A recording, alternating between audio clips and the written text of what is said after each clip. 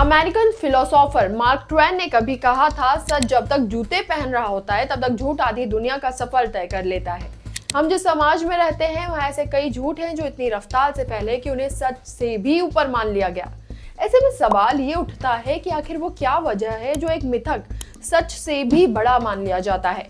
Canada के समाजशास्त्री Irwin Goffman ने 1974 में अपनी बुक फ्रेम एनालिसिस में इसके पीछे का साइंस समझाया है।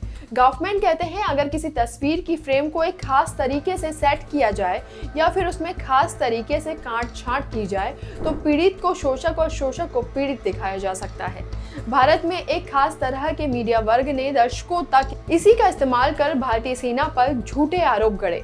सावरकर और सुभाष जैसे नायकों को इतिहास के चंद पन्नों में समेट कर रख दिया।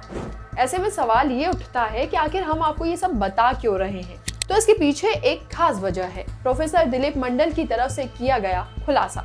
दिलीप मंडल ने हाल ही में खुलासा किया है कि सालों तक वो जिस फातिमा शेख को भारत की पहली महिला शिक्षक सावित्रीबाई फुले का सहयोगी बता रहे थे, असल में वो एक काल्पनिक किरदार था।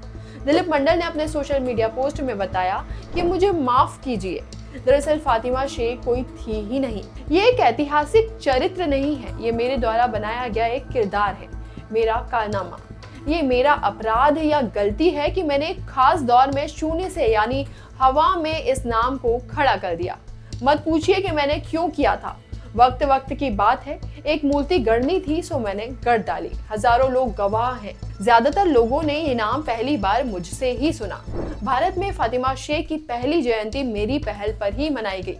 मैंने ही पहली बार ये नाम लिया। एक काल्पनिक स्केच बनाया गया क्योंकि कोई पुरानी फोटो थी नहीं, किससे मैंने गढ़े, तो इस तरह बन गई फातिमा शेख। बात फैलती चली गई क्योंकि फैलाई गई।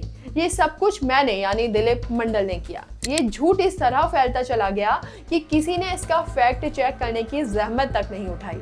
लेफ्ट मीडिया ने इस बात का इतना जोर शोर से प्रचार किया कि गूगल ने 9 जनवरी 2022 को अपने होम पेज पर डूडल बनाकर फातिमा शेख को श्रद्धांजलि दे डाली।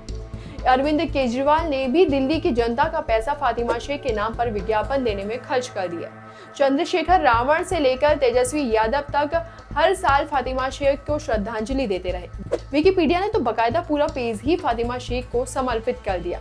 झूठ की रफ्तार चाहे कितनी भी तेज हो, लेकिन मंजिल तक केवल सच ही जाता है। ऐसा ही कुछ इस मामले में भी हुआ।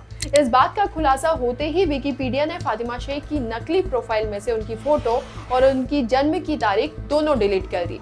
अब समझ लेते हैं कि आखिर फातिमा शेख है कौन। वैसे तो इतिहास में ऐसी किसी महिला का जिक्र नहीं मिलता, यहाँ तक कि सावित्रीबाई फुले ने भी अपने खत में सिर्फ एक बार फातिमा लिखा है, लेकिन इससे कहीं नहीं पता चलता कि ये फातिमा शेख कौन है या क्या करती है। सावित्रीबाई और ज्योतिबा फुले पर रिसर्च करने वाले प्रोफेसर हरि नरके का भी कहना है कि फातिमा शेख के ना तो जन्म का कोई पता है और ना ही कोई कागजी प्रमाण है। ये पूरी तरह से एक काल्पनिक किरदार नजर आता है।